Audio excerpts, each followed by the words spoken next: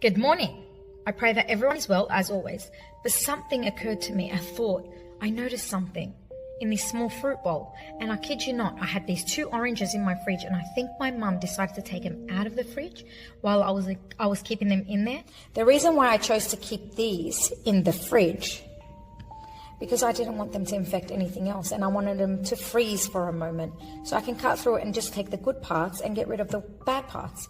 But I woke up this morning and realized Mum took them out of the fridge, decided to put them out. And what tends to happen when something is in room temperature around other things, the dis-ease, discomfort, the pain, whatever is going on in that fruit begins to expand a lot more quicker. And the moment it gets close to something else, it grows even more. Then if you look at this orange, nothing's happened yet, but around this area, it's actually a bit more softer. And that's because that's only been 1 day close to this.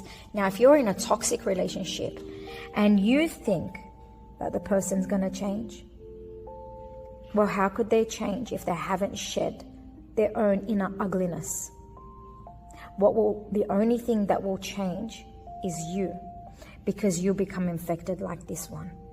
And it'll just be a reproduction of trauma bond, a reproduction of generational trauma coming down from one generation into another, until you wake up and say, well, if we cannot freeze this, if we cannot clean this, then this must be removed. The child must be removed. This can infect whoever else would like to be infected in the process. This one's the least.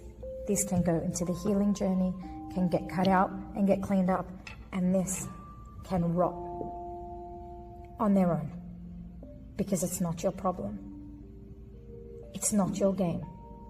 It's not your story. The point, it's time to think about yourself. Because if you are still hopeful and waiting for the person that you live with or the family member that you believe that can change, and they most likely probably can, but if they're not ready to see the problems and acknowledge that they have a problem, well, you better guess that you're going to become like them over time.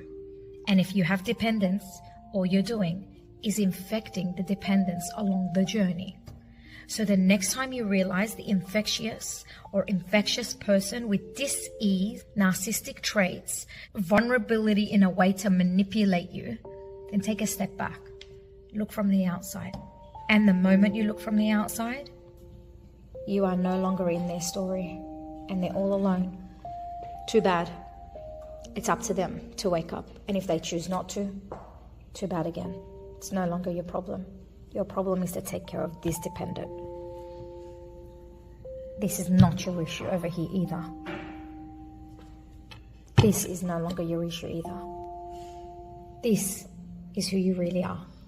Leave before it's too late.